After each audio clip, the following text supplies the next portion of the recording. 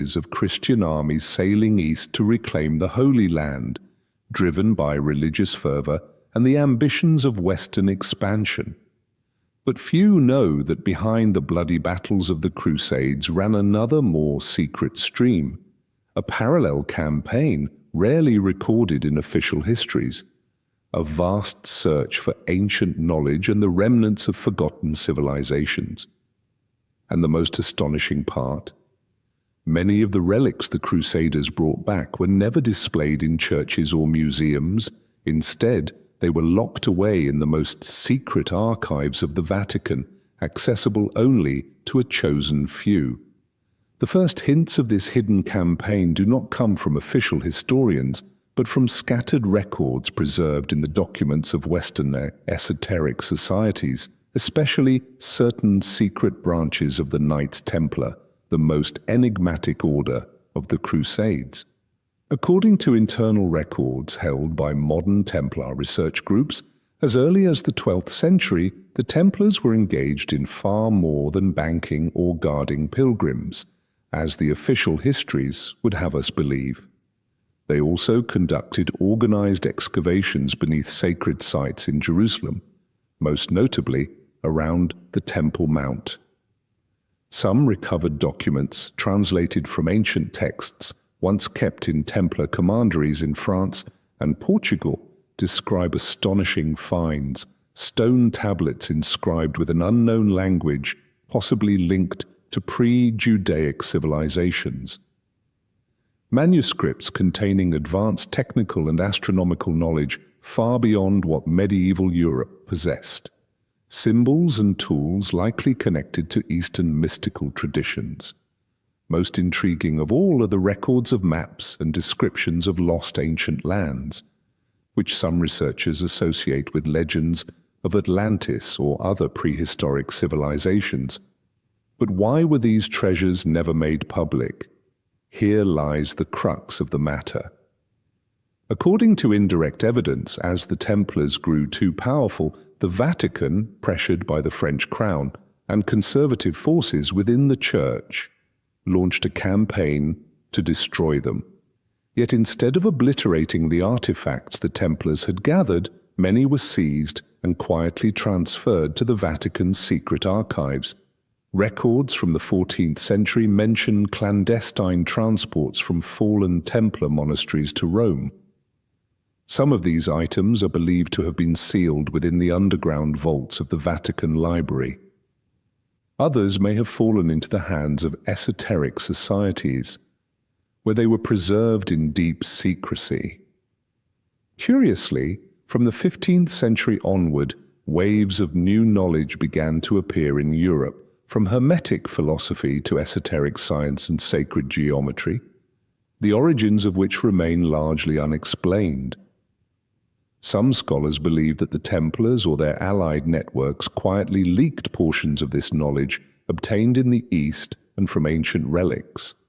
But the core knowledge, the materials concerning prehistoric civilizations, architectural mastery, and metaphysical cosmology, is thought to have been locked away by the Vatican. These documents, if they exist and were made public, could fundamentally challenge the pillars of Western religious doctrine, which rests on a view of human history beginning with the biblical creation. One indirect piece of evidence is that for centuries, the Vatican has consistently refused requests to open its archives to independent scholars. Even faithful Catholic academics are granted access only to carefully curated sections. The deep archives, where materials from the Crusader campaigns may lie, remain strictly off-limits. So what did the Crusaders really bring back? We may never know for certain, but the remaining clues, from symbols in ancient Templar churches to forbidden emblems, suggest that beneath the visible Crusades ran a profound current of hidden knowledge, far richer than the official histories reveal. And until the Vatican, or someone else, unlocks the great iron doors of these forbidden vaults, this question will continue to haunt all who yearn to understand the true history of humankind. In the vast canvas of human history, the rise and fall of civilizations is often portrayed as the inevitable result of natural forces, disasters, wars, plagues. These are the causes most often cited in official records. But there is another side to this story, a darker and far more unsettling side, seldom included in mainstream education, the tale of civilizations that were not destroyed by fate, but by the deliberate will of forces lurking in the shadows. The questions beg to be asked. Why? And who wielded the blade? To find the answers, we must look deeper, into cases where the collapse of once great cultures was not the random hand of misfortune, but the outcome of carefully orchestrated plans to erase knowledge, control history, and shape global power. One of the clearest examples is the destruction of the Cathar civilization in southern France during the 13th century. The Cathars, united with their simple philosophy of life, respect for spiritual freedom, and preservation of ancient religious and medical knowledge, were seen as a profound threat by the Roman Catholic Church. The Albigensian Crusade was not merely a religious war, it was a systematic campaign to obliterate an entire culture, to burn its sacred texts, to silence its teachers, and to eliminate alternative streams of thought. When the fortress of Montségur fell in 1244, not only were thousands of people burned alive, so too were countless precious manuscripts reduced to ash. Who orchestrated this? Clearly, the Vatican, driven not only by the defense of doctrine, but by the deeper aim of ensuring that no stream of knowledge outside its sanctioned control could take root. Another, even more subtle, example is the near-total erasure of indigenous knowledge in Central and South America following European conquest. The Maya, Inca, and Aztec civilizations possessed advanced systems of mathematics, astronomy, medicine, and architecture. Yet after the conquests, more than 99% of their written works were destroyed, burned by Franciscan and Jesuit priests in the name of purifying heresy. Why? Because this knowledge not only clashed with Christian worldviews, it threatened the monopoly of European scholars. To control knowledge is to control power, and in many cases destroying an entire civilization was seen as the most efficient way to achieve this. Another profound example is the Harappan civilization of the Indus Valley. To this day, archaeologists remain unable to fully explain why this highly advanced urban culture vanished so completely. Unorthodox sources, including manuscripts from certain Western esoteric orders, suggest that external forces may have intervened, seeking to prevent the spread of Harappan metaphysical knowledge. Symbols found on Harappan pottery and architecture hint at an understanding of natural energies, sacred geometry, and acoustic resonance, knowledge that could have radically altered the consciousness of neighboring civilizations and even modern humanity had it survived. But who are the forces behind such schemes? Across history, a familiar pattern emerges: entities seeking to control knowledge in order to concentrate power, be they empires, religious institutions, or secretive organizations. In the Middle Ages, the Vatican was a prime actor. In more recent times, groups such as the Rosicrucians, the Freemasons, and international financial elites have been accused of manipulating information, sometimes suppressing archaeological discoveries that could challenge the official historical narrative. Part of this is to safeguard existing power structures. But a deeper reason may lie in an ancient fear that if humanity were to rediscover certain forgotten metaphysical truths, the balance of power between elites and the general populace could be irreversibly upended. Thus, civilizations destroyed by design are not merely the victims of war or imperial greed. They are casualties of a centuries-long war to control humanity's collective memory. And even today, the fragments that remain, hidden manuscripts, buried artifacts, distorted legends, still whisper stories not yet fully told. Stories of a history that perhaps we are still not permitted to fully know. There is a truth that many scholars privately acknowledge, yet few dare to discuss openly. Within humanity's vast body of knowledge there exist forbidden books. Not because they are baseless nor unscientific, but because they contain warnings too unsettling for the powers that be. When these warnings are peeled away, they reveal a chilling message: that history itself moves in inescapable cycles of rise and fall, light and shadow, wisdom and ignorance, repeating endlessly as though humanity is trapped within a hidden wheel few are conscious enough to perceive. And strikingly, in ancient forbidden texts, from Gnostic writings, Hermetic manuscripts, to the works of philosophers cast out from mainstream thought, these warnings were clearly written. A classic example appears in the Corpus Hermeticum, the collection of mystical writings from the Greco-Egyptian world. In the prophecy of Hermes we read, "There shall come a time when men will forget their divine origin. Only the outward appearances of knowledge shall be honored, while true wisdom is buried. Temples will be built without understanding of the divine.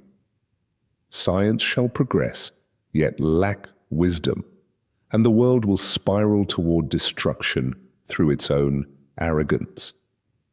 That warning echoes as though spoken for our own age. In the forbidden Gnostic texts, banned by the Church for millennia, there exists the concept of the archons, symbolic entities representing forces that manipulate human consciousness, causing humanity to forget its true nature and become trapped in the cycles of material history. According to these texts, when humans become too enthralled with technology, too fragmented in their understanding, and too obsessed with hollow wars of ideology, that is when the cycle resets. A brilliant civilization can collapse, not from lack of technology, but from losing the harmony between knowledge and spirit. Even within the Hermetic manuscripts, there are passages describing that prior civilizations, unnamed, had fallen into precisely this trap. They achieved remarkable technological mastery, yet created tools of destruction beyond their control. When the balance was broken, nature itself, described as a deeper intelligence, restored order through catastrophe. Are we now repeating that same history? Signs are everywhere. As artificial intelligence, bioweapons, and mind control technologies advance toward unprecedented heights, we also see a simultaneous erosion of human values, inner knowledge, and genuine human connection. Notably, certain forbidden texts of the Middle Ages warned that every period of extreme technological brilliance carries the risk of deep societal imbalance. When humankind believes it can replace the divine or nature with machines and pure logic, that is the moment when collapse begins silently. Another profound example lies within ancient alchemical writings. The alchemists were not merely seeking gold, they embedded deep philosophy about the life cycle of civilizations. According to their teachings, any civilization passes through the phases of nigredo, darkness, albedo, rebirth, and rubedo, completion. But when this natural process is forcibly halted, when power structures seek to freeze a civilization in the rubedo phase through control or violence, decay inevitably follows. In our modern world, with global networks of information control, cultural homogenization, and resource dominance on a scale never before seen, we are in danger of falling into exactly that trap. Modern forbidden literature, From studies on thought control technologies to reports on the risks of runaway AI, show that the cycle is closing faster than ever. Yet, like the Gnostic manuscripts of old, these warnings are kept on the fringes, excluded from mainstream discourse. Perhaps the bitterest truth is this: prior civilizations, Atlantis, if it truly existed, Sumer, ancient Egypt, the Maya, all seem to have followed these same paths. Their remaining ruins, inscriptions, and oral legends all whisper of golden ages lost, swept away by human arrogance and imbalance. Are we destined to repeat their fate? As the ancient Hermetic sages said, the answer depends entirely on whether we can learn the lesson. But to learn, we must be free to access the knowledge, including that which is now forbidden or distorted. And perhaps in this turbulent age, seeking out the warnings contained in forbidden books and listening to the wisdom of the past may be our last chance to break free from the harsh cycle that human history seems unable to escape. Perhaps the greatest danger is not when a civilization collapses, but when its memory is erased from our collective consciousness. For when memory is lost, so too are the lessons. And when the lessons are gone, the cycle of history is given the chance to begin once more. The stories we have explored together of buried civilizations, forbidden books burned, hidden knowledge sealed away, and warnings deliberately obscured, these are not mere fragments of some distant past. They stand as reminders that history, no matter how distorted or concealed, remains alive. It whispers through folk legends, through symbols etched into ancient stone walls, through manuscripts preserved in silent lineages. And above all, it lives in how we remember, how we retell, and how we act today. For each time someone asks, what lies beyond the official version of truth? That is a moment when a small part of history's hidden light is rekindled. Each time a person reads a forbidden text, explores a forgotten civilization, or sits quietly before an ancient ruin, not hurriedly snapping a photo for the internet, but truly listening to the stones, the winds, the echoes of memory. In that moment, the great wheel of ignorance slows, if only a little.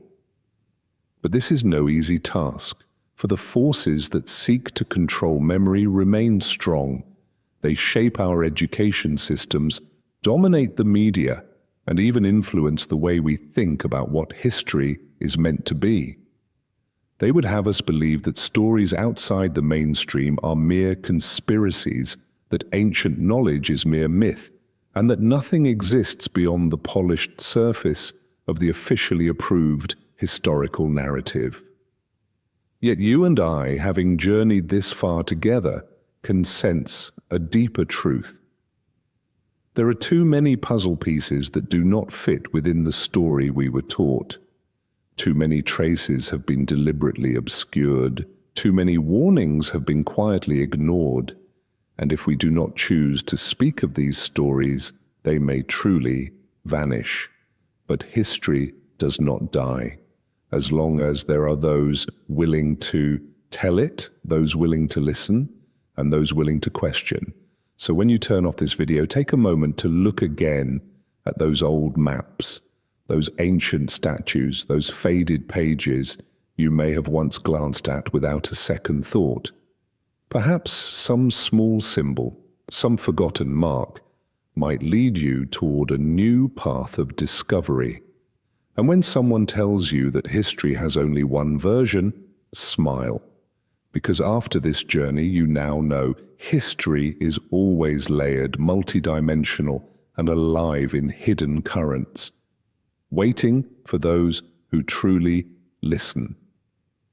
If you find these kinds of topics worth reflecting on, I invite you to share your thoughts in the comments below.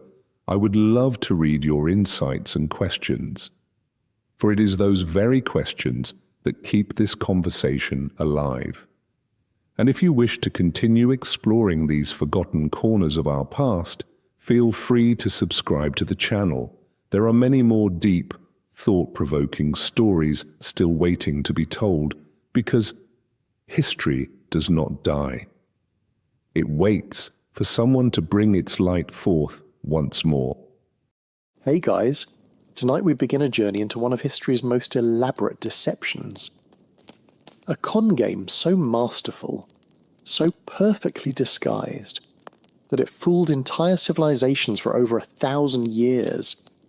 Picture this. What if I told you that every fairy tale ending you've ever believed in, every romantic royal wedding you've swooned over, was actually part of the greatest scam in human history? What if those beautiful princess gowns were really chains, and those golden crowns were actually price tags? Tonight, we're pulling back the velvet curtain on medieval royal marriages, and I promise you, what you're about to discover will change how you see every Disney movie forever. Now, before we dive into this royal rabbit hole together, I'd love it if you could hit that like button, but only if tonight's story truly captivates you. And hey, if you're someone who loves uncovering the hidden truths behind history's most beautiful lies, that subscribe button is calling your name. I'm genuinely curious. Are you listening to this tucked in bed? Maybe with a cup of tea? Or perhaps you're taking a late night walk under the stars? Drop a comment and let me know where this story finds you tonight. Your stories always make my day. Now, dim those lights, get comfortable, and let's step back in time together and we live in an age where we complain about dating apps. We swipe left, we swipe right, we ghost people after 3 dates. We think modern romance is complicated, don't we?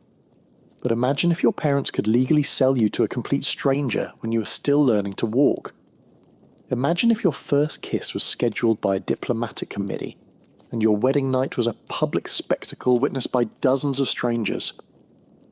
Welcome to medieval royal marriage, where love was a luxury no one could afford, and every I do was really saying I surrender.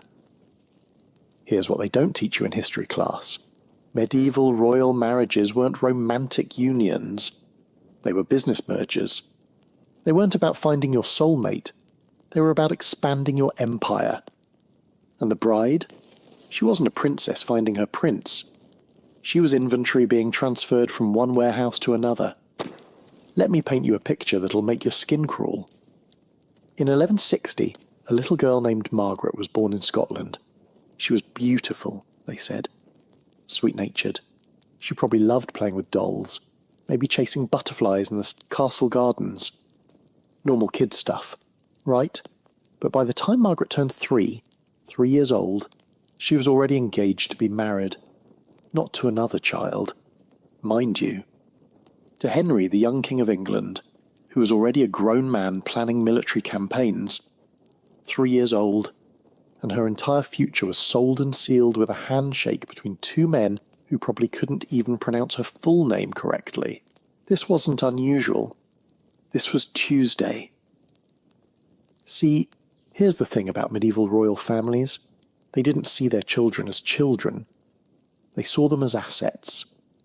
Living, breathing chess pieces in a game of political monopoly that spanned continents. Every royal baby born came with an invisible price tag hanging around their neck. And that price was calculated not in gold, but in strategic value. Think about it. If you're a medieval king, your daughter isn't your little princess who needs bedtime stories and scraped knee kisses.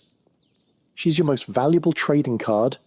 She's a potential peace treaty with legs. She's your ticket to claim in someone else's kingdom, or your insurance policy against being invaded yourself. The cold, hard truth. Love was the enemy. Genuine affection between royal spouses was actually dangerous because it meant the couple might start making decisions based on their hearts instead of their kingdom's needs. And that, my friends, was a luxury medieval politics simply couldn't afford. I want you to imagine something for a moment. Imagine you're 8 years old, playing in your backyard, and suddenly your parents call you inside.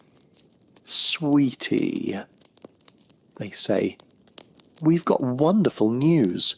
You're getting married next month to someone you've never met, in a country you can't pronounce, where they speak a language you don't understand. Isn't that exciting?" That was reality for royal children. Except there was no next month. These engagements often happened in infancy, with the actual ceremonies taking place years later, sometimes decades. These kids grew up knowing their entire adult life had already been scripted by strangers, and they had no say in editing the plot. But here's where it gets really twisted. Medieval royal marriages weren't just arranged. They were performed with all the pageantry of a genuine love story. The white dress, the beautiful ceremony, the celebration afterwards. Everyone played along with the romantic fantasy because, well, it made the bitter pill of political manipulation so much easier to swallow. It was theatre. Pure, elaborate theatre designed to make a property transaction look like a fairy tale. And the most heartbreaking part? Many of these royal brides and grooms never even met their spouses until their wedding day. Can you imagine? Your first conversation with the person you're legally bound to spend your entire life with happens at the altar, probably in front of hundreds of strangers, while wearing the most uncomfortable outfit you've ever put on. Some couples were luckier. They might exchange a few letters beforehand, maybe a portrait. But even those portraits were basically medieval Photoshop. Court artists were hired to make everyone look like a Renaissance Instagram filter had blessed them from birth. One particularly brutal example, in 1396, 6-year-old Isabella of Valois was married to 29-year-old King Richard II of England. The age gap alone should make your stomach turn. But here's the kicker. This marriage was specifically designed to end a war between England and France. Little Isabella wasn't walking down the aisle to meet her Prince Charming. She was walking down the aisle to seal a ceasefire agreement. She was a living, breathing peace treaty in a pretty dress. Now, you might be thinking, okay, but surely some of these marriages worked out. Surely some couples found love eventually. And you know what? Some did. But here's the thing. When love did bloom in royal marriages, it was purely accidental. It was a happy side effect, not the goal. And when it did happen, it often caused more problems than it solved. Because personal happiness and political necessity rarely aligned perfectly. The system was designed to fail the individuals within it, while serving the greater political machine. And it worked flawlessly for centuries. But I know what you're wondering right now. If medieval royal marriages were such obvious scams, such blatant examples of treating people like property, why did everyone just go along with it? Why didn't anyone stand up and say, this is wrong? Why didn't the children themselves rebel against a system that was stealing their most basic human right, the right to choose who to love? Well, here's where our story gets even more heartbreaking, because the answer reveals something profound about how power works, how control is maintained, and how human beings can be systematically taught to surrender their own dreams. The truth is, these royal children didn't just accept their fate passively. They were actively trained, from the moment they could understand language, to believe that love itself was their enemy, and the methods used to break their spirits. They were more sophisticated and more cruel than anything you could imagine. The answer to those questions is more chilling than you might expect. Because medieval royal families didn't just accidentally stumble into a system that crushed their children's dreams, they perfected it. They turned the destruction of love into an art form, a science, a carefully orchestrated process that began before these children could even speak. Picture this. You're 3 years old, and instead of bedtime stories about brave knights rescuing princesses, you're told tales about princesses who saved kingdoms by marrying wisely. Instead of fairy tales about true love's kiss, You hear legends about queens who brought peace through strategic alliances. Your lullabies aren't about romance. They're about duty, honour, and the greater good. This was the reality for royal children. From their very first words, they were fed a carefully crafted narrative that love was selfish, that personal desires were weakness, and that their highest purpose was to serve as tools of statecraft. Let me tell you about something that happened in 1203 that perfectly illustrates this psychological conditioning when Princess Blanche of Castile was just 9 years old. She was given a wedding doll, a miniature bride figure dressed in the colours of France. But this wasn't a toy. It was a training device. Every day, little Blanche had to practice wedding ceremonies with this doll. She'd rehearse walking down imaginary aisles, saying imaginary vows to imaginary grooms. She'd practice the perfect curtsy, the perfect smile, the perfect expression of grateful submission. She was literally playing house, except the house was a political prison, and she was rehearsing for her own captivity.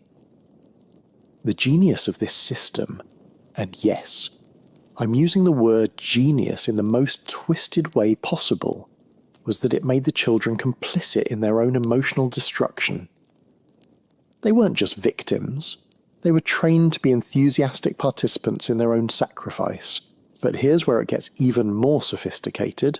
Medieval royal courts developed what we might call love substitutes, elaborate rituals and relationships designed to fulfill a child's need for affection while keeping them safely away from anything resembling romantic autonomy. Royal children were surrounded by what they called courtly love, a stylized, theatrical form of romance that was all performance and no substance. Young princes would write poems to ladies of the court. Young princesses would receive flowers and songs from noble admirers. It looked like romance.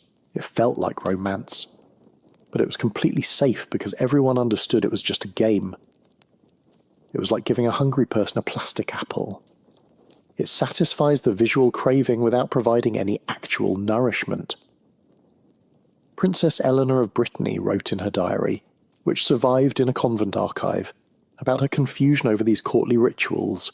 "Today Sir Geoffrey brought me roses and spoke of my beauty," and she wrote, "but Mother explained that this is not love, merely practice for the real duties that await me. I wonder why we must practice something we are never meant to truly experience." She was 12 when she wrote that. 12 years old, and already grappling with the cognitive dissonance of a system that taught her to perform love while forbidding her to feel it. But you know what's absolutely heartbreaking? Some royal children became so skilled at these emotional performances that they lost track of their own authentic feelings. They became method actors in the tragedy of their own lives, so good at pretending to be content that they sometimes convinced themselves it was real. Take Prince John of England. Yes, the same John who would later become King John of Robin Hood fame. As a child, he was considered a model royal son because he enthusiastically embraced his arranged engagements. He wrote beautiful letters to his intended brides, expressed excitement about his future marriages, and publicly praised the wisdom of his parents' choices. But private letters discovered centuries later in monastery archives tell a different story. John suffered from what we'd now recognise as severe anxiety and depression. He had nightmares about his wedding day, panic attacks during marriage negotiations, and wrote desperate, coded messages to his tutors begging for escape from this golden cage. The boy who appeared to be the perfect, grateful royal son was actually screaming for help in a language no one bothered to learn. And here's what really gets me. The adults around these children genuinely believed they were being kind. They thought they were protecting their sons and daughters from the chaos of emotional choice.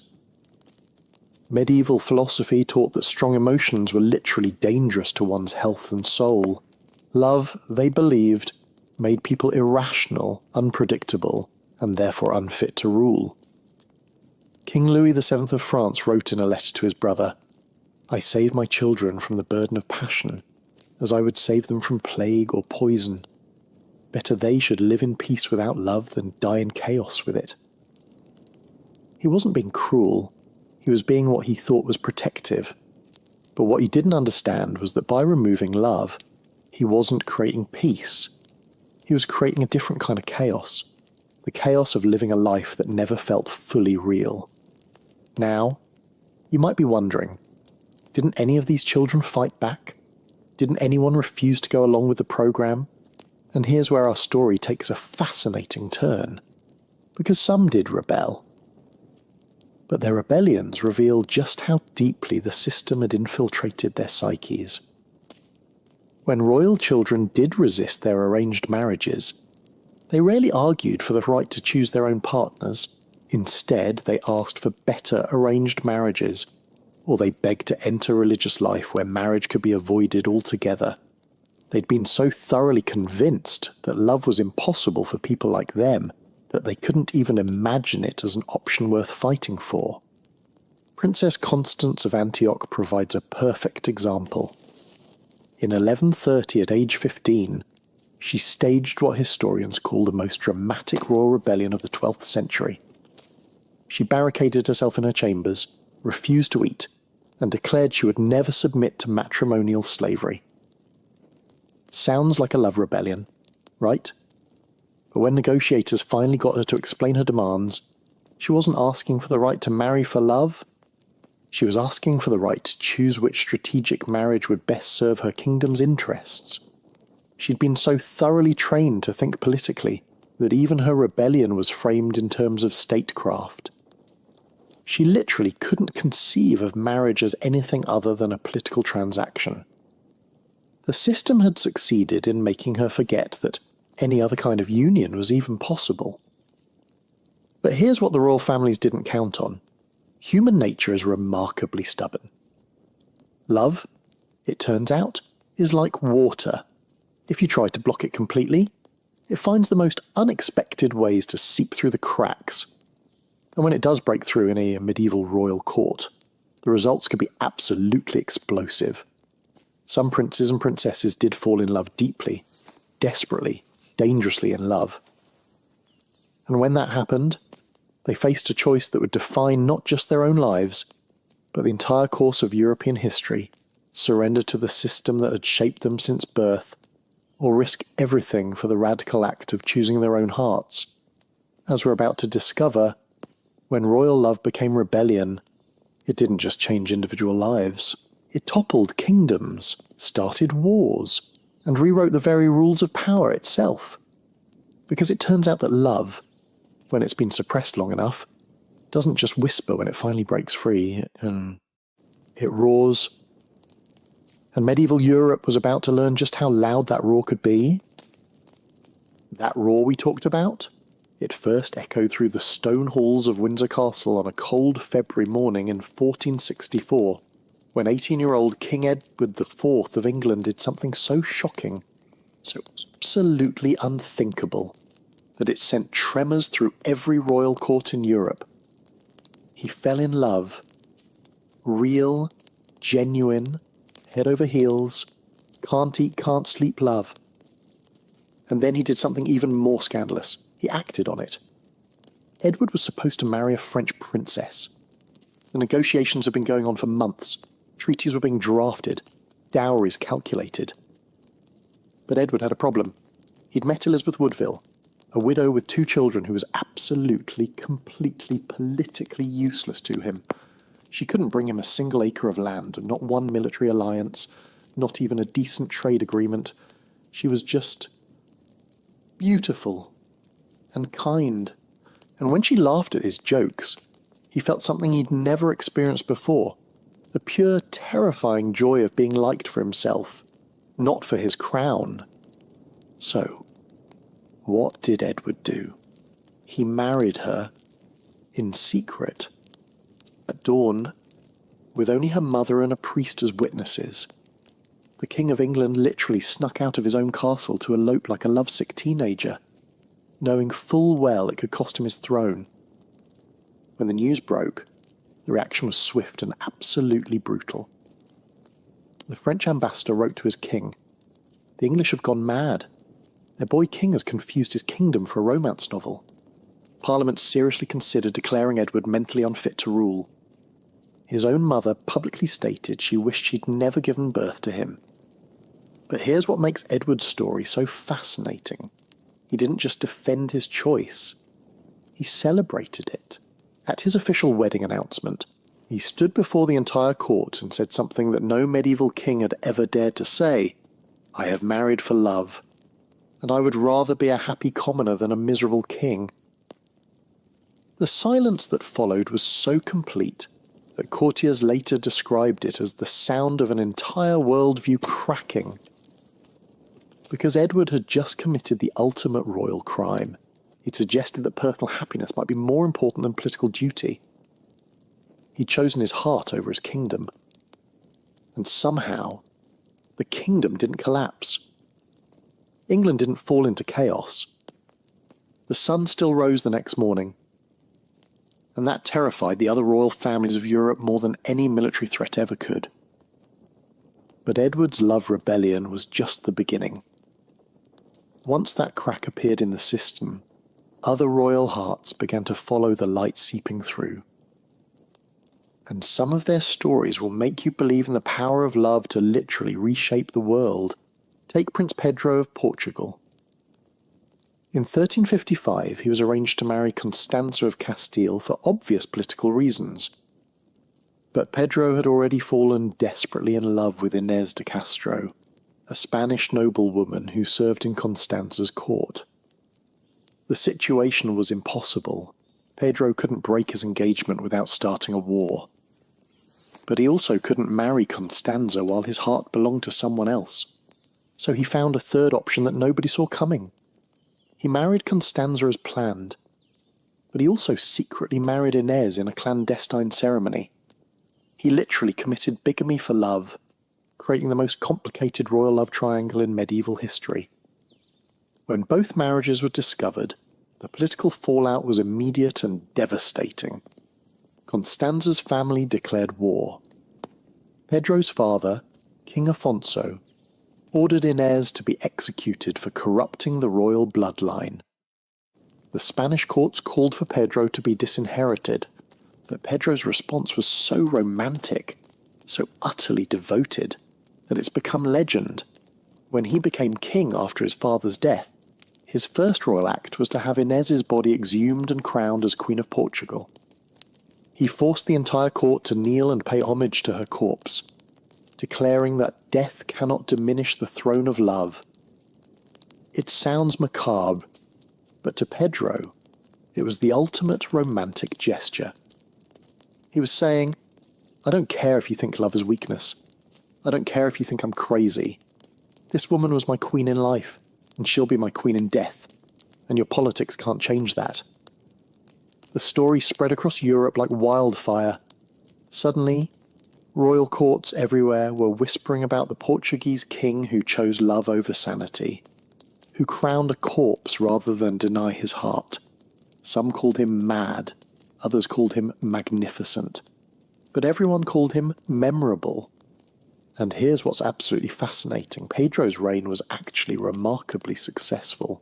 Portugal prospered under his rule. The economy grew, and the people adored him. It turns out that a king who follows his heart might actually be more effective than one who follows a diplomatic handbook. But perhaps the most spectacular example of royal love rebellion happened in 1410, when Princess Catherine of Valois found herself caught between two impossible choices. She was arranged to marry Henry V of England to seal peace between France and England after decades of war. But Catherine had fallen in love with Owen Tudor, a Welsh courtier who was so far beneath her station that their marriage would be considered not just inappropriate, but legally treasonous. The stakes couldn't have been higher. If Catherine refused to marry Henry, the war between England and France would resume, potentially costing thousands of lives. If she married Henry while loving Owen, she'd be condemning herself to a lifetime of emotional torture. So Catherine did something brilliant. She married Henry V as planned, fulfilled her political duty, gave England an heir, and then, after Henry died, she secretly married Owen Tudor and lived the rest of her life for love. Her strategy was essentially, fine, I'll be your political pawn for a few years.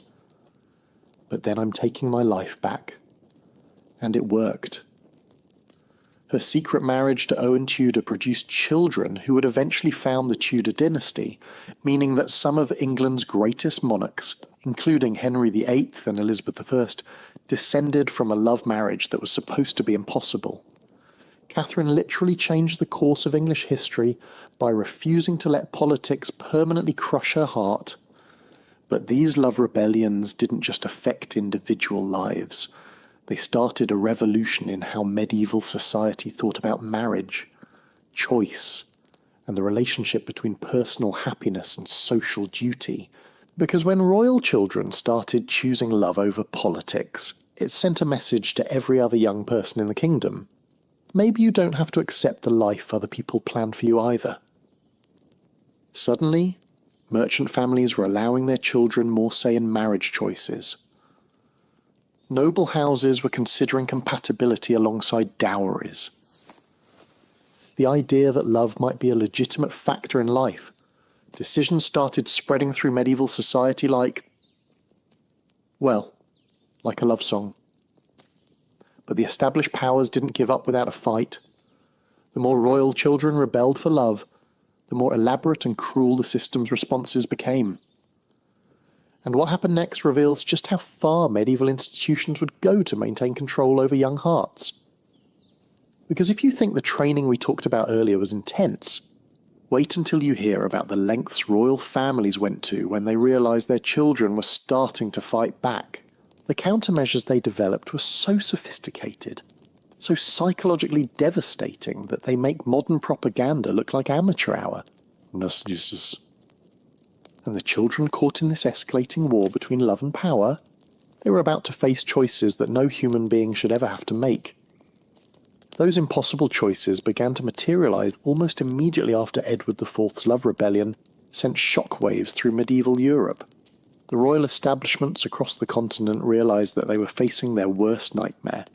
Their carefully constructed system was beginning to crack, and love was seeping through those cracks like water through a dam.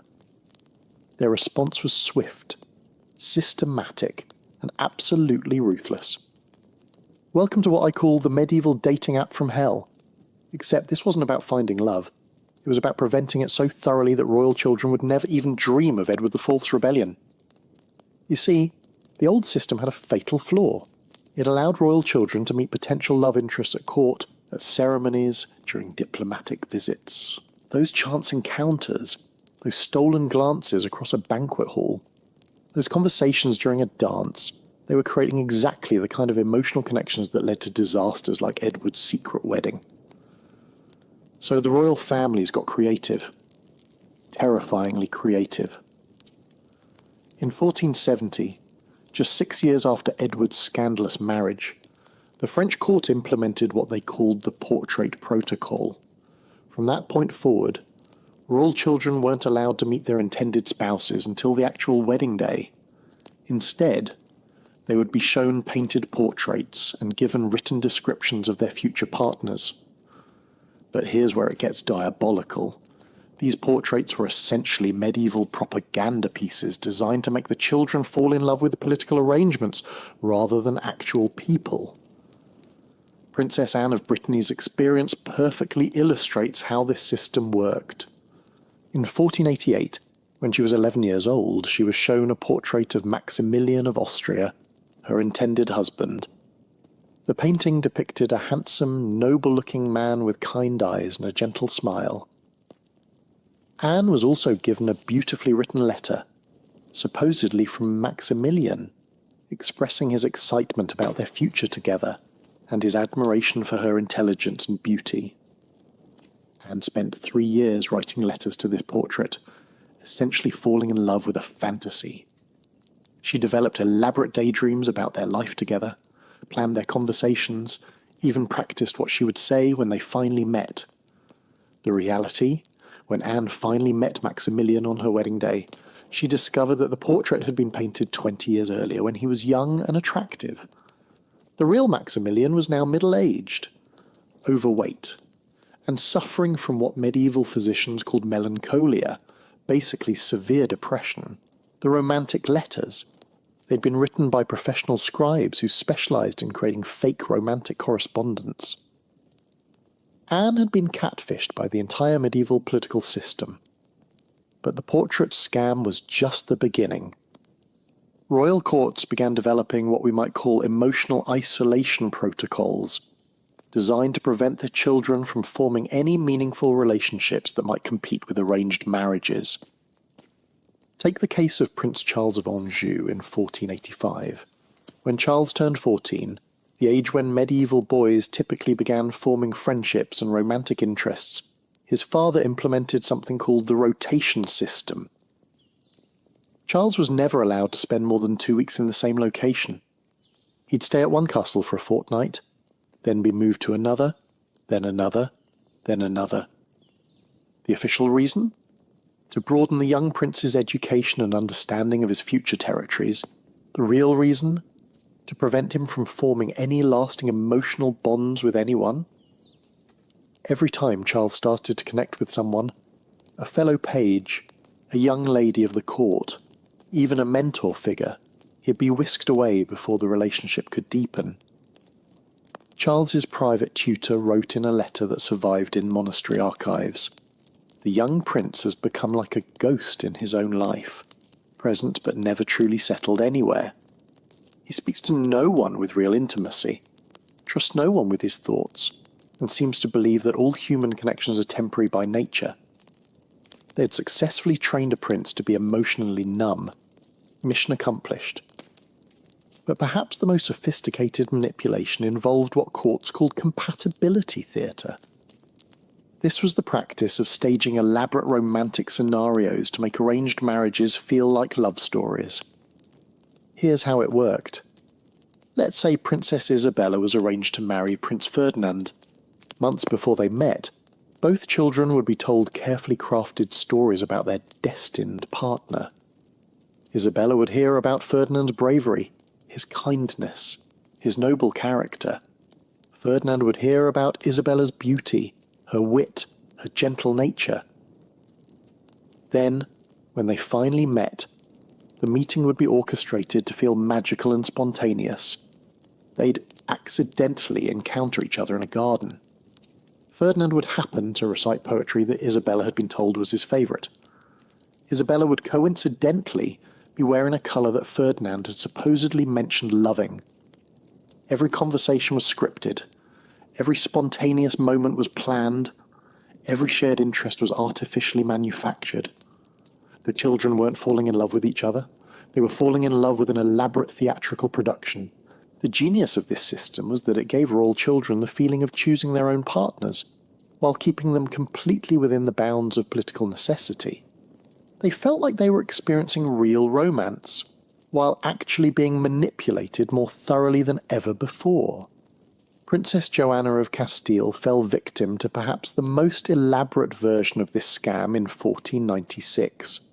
She was told that her arranged marriage to Philip of Burgundy had been postponed indefinitely due to political complications.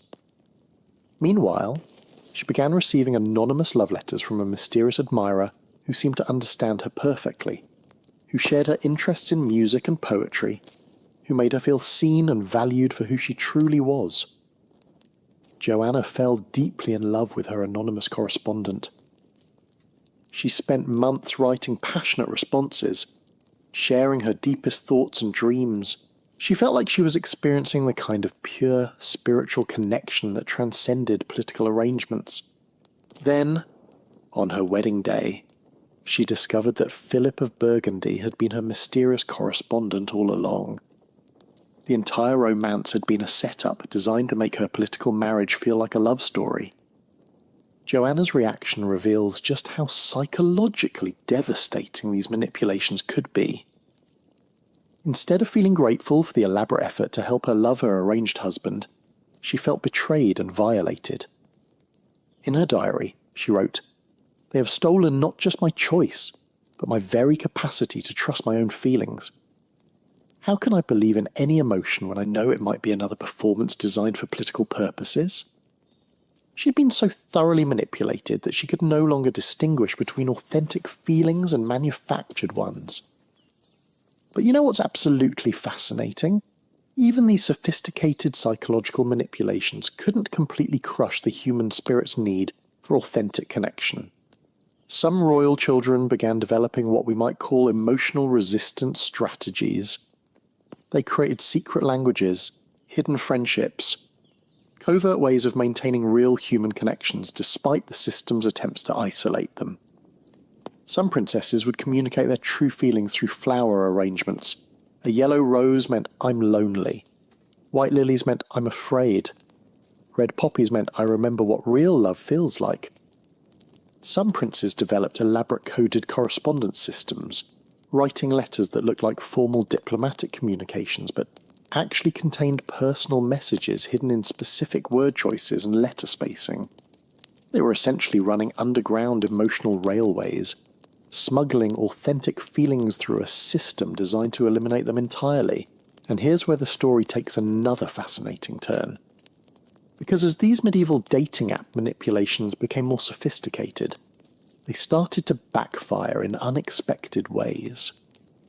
The royal children who were being most heavily controlled began to develop something the system hadn't anticipated.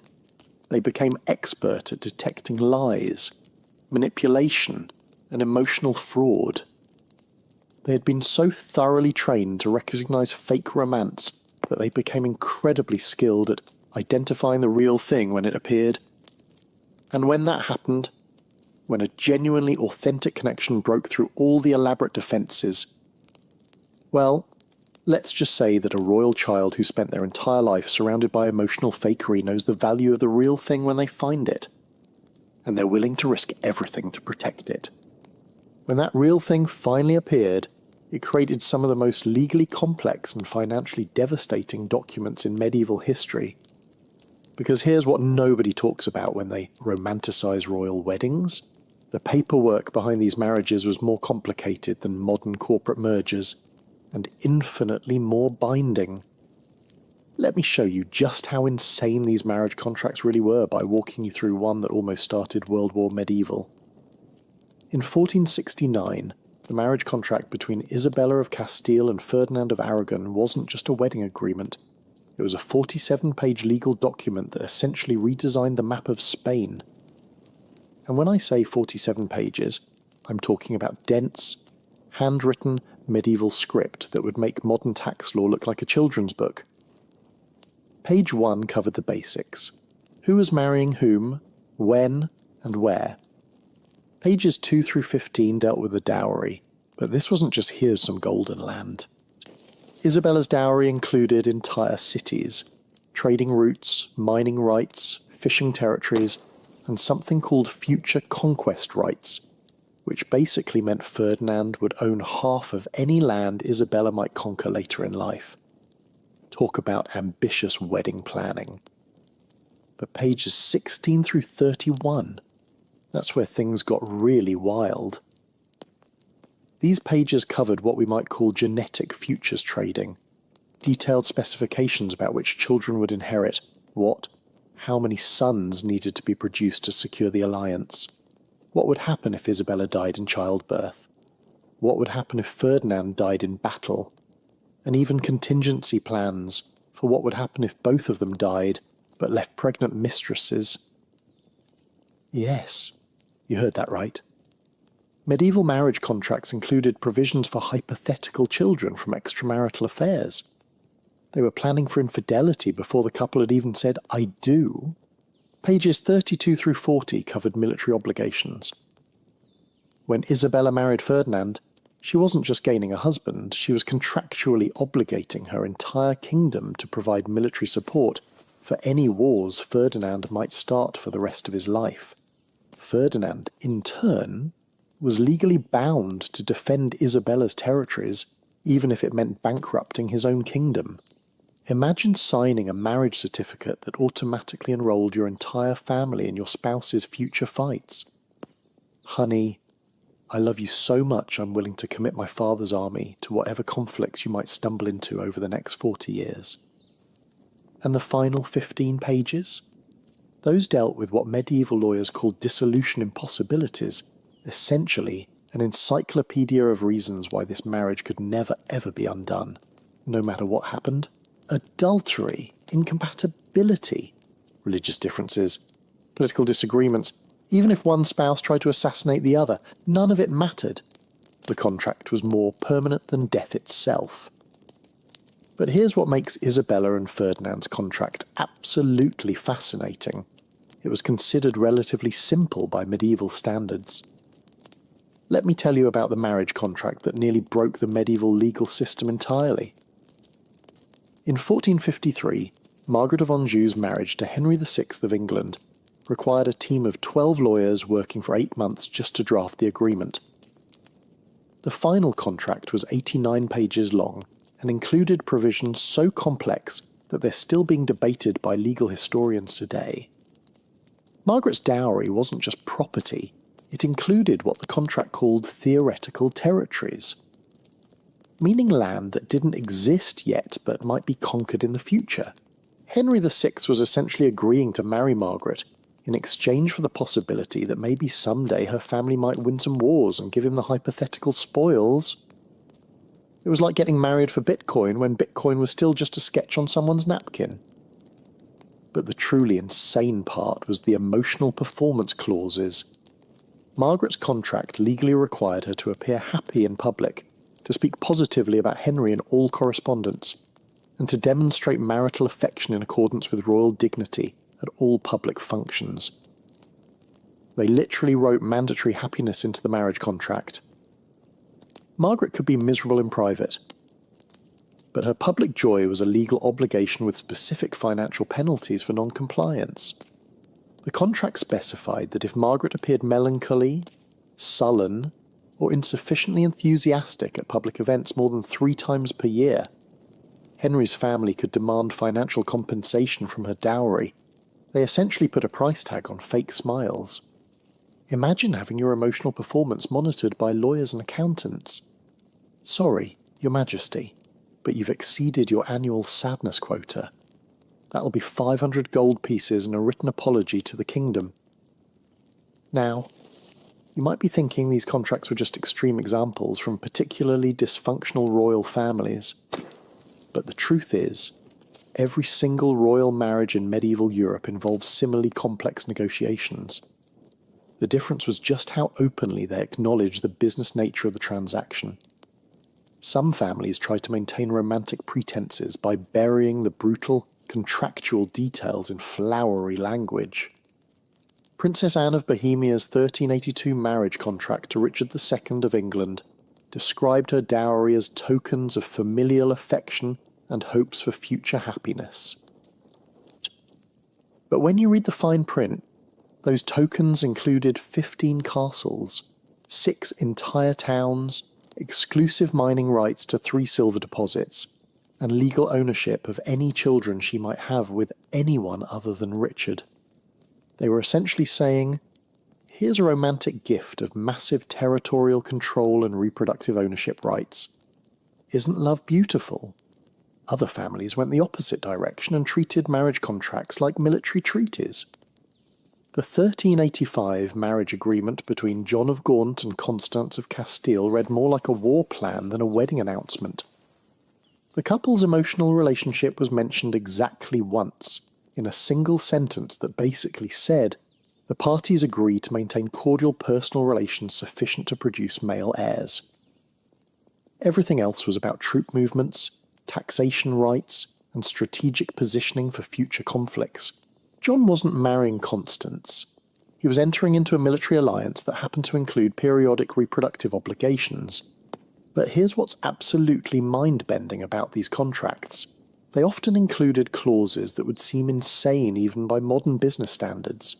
Some marriage agreements had provisions for performance reviews where the couple's relationship would be evaluated annually by a panel of advisors to ensure they were fulfilling their contractual obligations. Others included upgrade clauses where one spouse could renegotiate the terms of the marriage if their family's political position improved significantly. Imagine having to get your in-laws' permission before getting a promotion because it might affect your marriage contracts.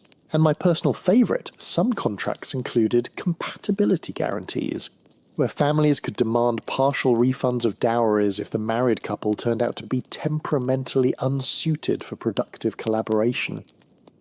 They literally had return policies on marriages. Sorry, these personalities don't mesh well. Can we get store credit toward a different spouse?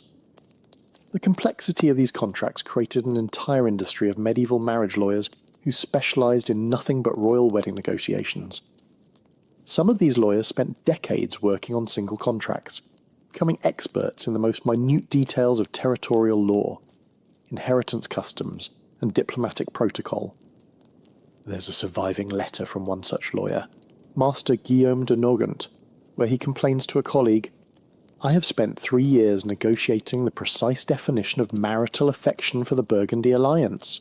We are currently deadlocked over whether hand-holding in public should be classified as mandatory courtesy or optional romantic display. 3 years, arguing about hand-holding clauses for one wedding." But perhaps the most revealing aspect of these contracts was how they handled the possibility of love developing between the spouses. Most agreements included specific provisions about what would happen if the couple actually started to care about each other. Some contracts prohibited emotional attachment entirely, treating love as a breach of contract that could void the entire arrangement. Others allowed for controlled affection, but specified that romantic feelings could never supersede political obligations. And a few particularly paranoid families included love detection protocols, where the couple would be monitored for signs of genuine attachment that might interfere with their strategic decision-making. They were so afraid of love that they hired people to watch for it and eliminate it if it appeared. Medieval marriage contracts didn't just ignore love, they actively worked to prevent it. But here's what all these elaborate legal machinations couldn't account for: human creativity in the face of impossible restrictions. Because when you make love illegal, people don't stop loving, they just get more creative about how they express it. And the creative solutions some royal couples developed to maintain authentic connection within these contractual prisons, they were so ingenious, so romantic, and so dangerous that they threatened to bring down the entire system from the inside. Now, I need to tell you about one of the most bizarre and frankly disturbing practices in medieval royal marriage history. Something so strange that when I first read about it in historical archives, I thought it had to be a joke. But it wasn't. This was completely real, completely legal, and completely insane. Welcome to the world of proxy weddings, where royal marriages were so political that the bride and groom didn't even need to be in the same country, or sometimes even the same continent, to get married. Picture this. You're a medieval princess, maybe 14 years old, standing in a beautiful cathedral wearing your finest gown. There's music, flowers, hundreds of witnesses, all the pageantry of a royal wedding. You walk down the aisle, you say your vows, you even exchange rings with your new husband, except your husband isn't there. Instead, you're marrying his representative, usually some random duke or ambassador who's literally standing in for the actual groom. You're promising to love, honour, and obey a man you've never met, represented by a stranger who might not even know your husband's first name. This wasn't a rare occurrence. This was standard operating procedure for medieval royal marriages. In fact, proxy weddings were so common that the Catholic Church had to develop specific rules about how to make them legally binding. Let me tell you about the most absolutely ridiculous proxy wedding in medieval history. In 1396, 6-year-old Princess Isabella of Valois was married to 29-year-old King Richard II of England. But here's the kicker. Richard was busy fighting a war in Ireland and couldn't make it to the ceremony. So who stood in for the King of England at his own wedding? The Earl of Nottingham, a man who had never met Richard personally and had been chosen for the job literally because he was the right height to make the ceremony look visually appropriate. Isabella, who was 6 years old, stood next to this complete stranger and promised to be a faithful wife to a man she wouldn't meet for another 3 years. The Earl of Nottingham, wearing Richard's colours, slipped a ring onto this child's finger and kissed her cheek to seal the deal. And here's the most insane part: this marriage was considered completely legal and binding. Isabella was officially the Queen of England based on a ceremony where the groom was represented by someone who was essentially a well-dressed stranger hired for the day. It was like getting married through a temp agency. But proxy weddings could get even weirder. Some ceremonies involved what medieval law called symbolic consummation, a ritual designed to make the marriage legally complete even though the actual husband was hundreds of miles away. In 1420, Princess Catherine of Valois was married by proxy to King Henry V of England. During the ceremony, Catherine was required to lie on a bed while the proxy groom, the Duke of Bedford, placed his leg on top of the covers next to her. This bizarre ritual was supposed to symbolically represent the marriage being consummated, making it legally unbreakable under church law. Imagine explaining that to your therapist. Well, I married a king I'd never met, represented by his brother, who put his leg on my bed while 3 bishops watched and took notes. The whole thing was so surreal that Catherine later wrote in her diary, "Today I became wife to a stranger through the leg of another stranger while surrounded by men in robes who assured me this made perfect sense according to God's law." But here's where proxy weddings reveal something truly dark about medieval royal marriages. They made it crystal clear that the bride's consent was completely irrelevant. These ceremonies could happen without any input from the people actually getting married. Princess Joan of Navarre discovered this in the most traumatic way possible in 1419. She woke up one morning to discover that she'd been married by proxy the night before without her knowledge. Her father had arranged the ceremony, chosen a proxy, and completed the entire wedding while Joan slept in the next room. When she was informed that she was now officially married to Duke John of Brittany, Joan asked the logical question: "Can I meet my husband before I have to start living with him?" The answer was no.